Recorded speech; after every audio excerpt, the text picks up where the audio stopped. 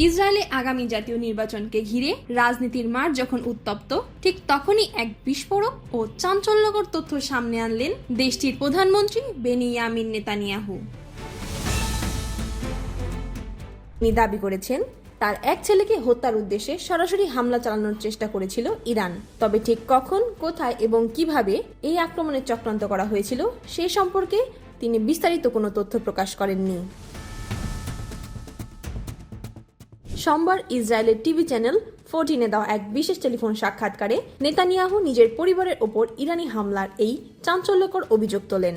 সাম্প্রতিক সময়ে আগামী নির্বাচনে তার অন্যতম রাজনৈতিক প্রতিদ্বন্দ্বী গাদি আইজেনকোটকে দেশটির অভ্যন্তরীণ নিরাপত্তা সংস্থা শিন বেট নিরাপত্তা দিতে অস্বীকৃতি জানিয়েছে বলে ইসরায়েলি রাজনীতিতে জোর চর্চা চলছে।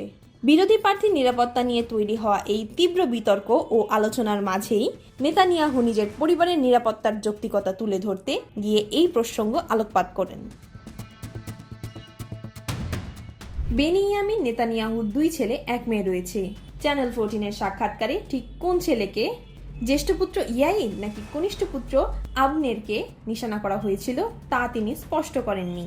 নিজের বক্তব্য সমর্থন করে নেতানিয়াহু বলেন, ইরান আমার এক ছেলেকে লক্ষ্যবস্তু করেছে, তাই আমার পরিবারকে বর্তমানে যে বিশেষ সিকিউরিটি কভারেজ বা প্রোটোকল দেওয়া হচ্ছে তা কোনো বিলাসিতা নয়। এই কঠোর নিরাপত্তা প্রোটোকল যদি না থাকতো তবে ইরানের সেই চক্রান্ত হয়তো সফল হয়ে যেত।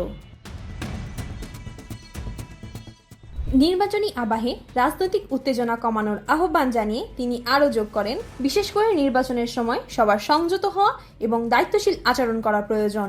উল্লেখ্য, ইসরায়েলের প্রচলিত নিয়ম ও চুক্তি অনুযায়ী নির্বাচনে পরাজয় সত্ত্বেও নেতানিয়াহুর স্ত্রী ও সন্তানরা আগামী 5 বছর শিন বেটের সর্বোচ্চ স্তরের নিরাপত্তা সুবিধা পাবেন। ইসরায়েলের করদাতাদের অর্থে নেতানিয়াহুর পরিবারের অতিরিক্ত নিরাপত্তা দেওয়া নিয়ে দীর্ঘদিন ধরে অভ্যন্তরীণ রাজনীতিতে কড়া সমালোচনা রয়েছে। নেতানিয়াহুর বড় ছেলে ইয়াইন নেতানিয়াহু 2024 সাল থেকে যুক্তরাষ্ট্রের মিয়ামিতে বসবাস করছেন এবং সেখানেও তাকে বিশাল ব্যয়ে নিরাপত্তা প্রদান করা হচ্ছে, যা নিয়ে বিরোধী শিবির সোচ্চার। অন্যদিকে তার ছোট ছেলে আবনের নেতানিয়াহু দেশেই অবস্থান করছেন। এদিকে প্রতিদ্বন্দ্বী গাদি আইজেনকোটের নিরাপত্তা বাতিল বা অস্বীকৃতি জানানো সংক্রান্ত বিতর্কের বিষয়ে নেতানিয়াহু জানান, তিনি ইতোমধ্যেই শিন বেট প্রধানের সঙ্গে বিষয়টি নিয়ে সরাসরি কথা বলছেন।